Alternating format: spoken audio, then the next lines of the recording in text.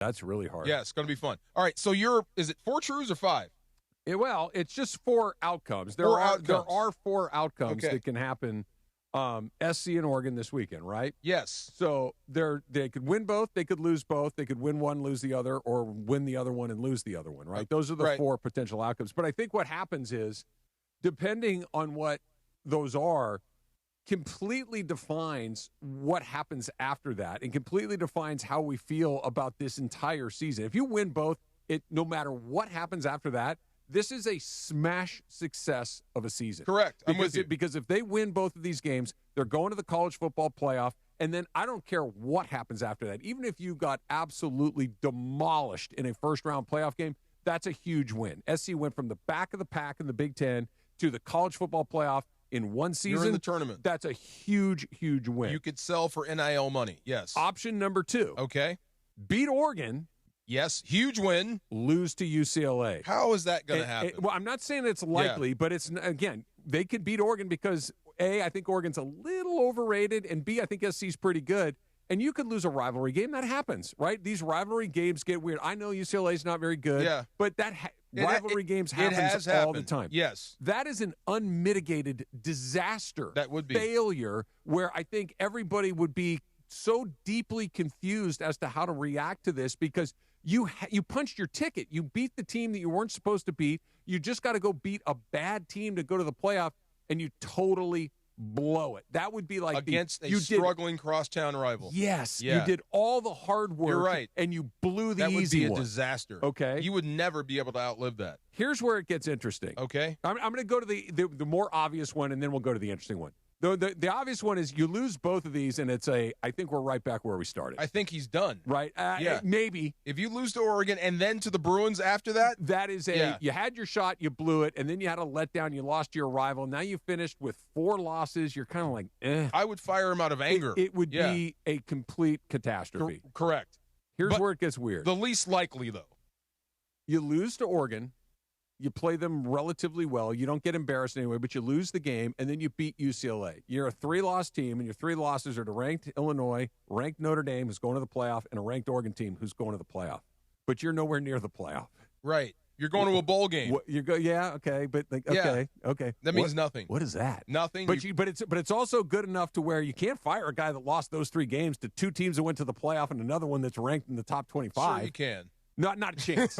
Sure you can. Not a chance. I would call that a failure. Not a chance would they fire him under that scenario. If you really, and you're going to a nothing bowl. No, really? You lost to Notre Dame, who's going to the playoff. Yeah. You lost to Oregon in this scenario, who'd be going to the playoff. And you lose to Illinois on the road, who's a pretty good team. I'm expecting you to beat at least one of those. Not after what you were doing last year. That is a step. It's a weird thing because nobody's satisfied. Yeah. It's like it's an unsatisfying conclusion. Or kissing your sister. Something like that. It's a deeply unsatisfying conclusion, but it's also improvement over where they were a year ago. It's unquestionably losing to ranked teams. You're losing to good teams, right? Like this progression, you go from you lose to you're losing close to you're winning close, but you're not winning the big ones. This is at least progress in the right direction, but it's also the least satisfying outcome. So 26, you're kind of starting where you left off. Again, fighting for respect in the Big Ten. With higher expectations because now, you beat the teams you're supposed to beat. Right. Now you got to go beat the other guys. Now you got to beat the teams that at least, conceptually are on your level or maybe even slightly above, an Oregon, a Notre Dame. And, can you go do that? Can you take that next step? You're no longer stink. Right. Now you're no longer middle of the pack. Right. Now you got to go be good. This is just one bus stop short of good.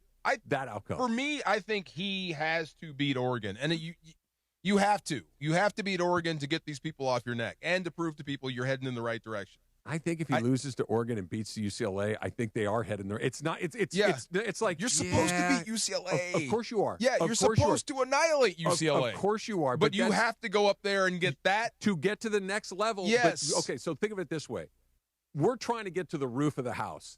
We started 2 years ago in the basement. Right. We went on to the first floor. This year we kind of got to like the 3rd floor of the house. We still not where we want to go, but at least we went up a level. You're there. We went up a level. Yeah. If you lose both of those, or even the worst outcome is beat Oregon and lose to UCLA. That would be terrible. That would be you did all the hard part. You didn't get your team ready for the easy one. Like I would be so emotional if I was his AD, and you beat Oregon. We're in the hunt. We're in the mix, and then you drop to UCLA. It's not impossible. I would ask for your job. I'd be barbecued the next day. I'd be so mad. Yeah, I would be so mad. But they wouldn't do that. Yeah. You hope. Yeah. Yeah. You never know. I'm fascinated because I really do think they can. If you said to me, pick the winner and your life depends on it, I would pick Oregon. Yeah. But I wouldn't feel great about it. True. You know what I mean?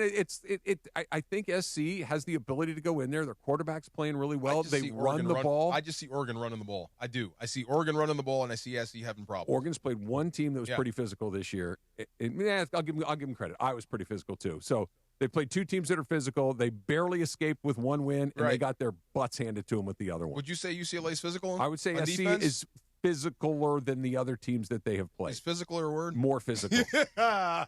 Use that. What's the word? I can't think. Mercurial. Mercurial. Yes. Do it. I'm kind of rooting. Like I said, I'm kind of rooting for SC. I hope they get in the mix, and who knows? If they get in the playoffs, anything can happen. You never know. And what if they make a miracle run? That would be the most. Can you make a miracle run in football? I think it seems harder. Like in basketball, Boise State did. Remember? Yeah, but they only had to win one game.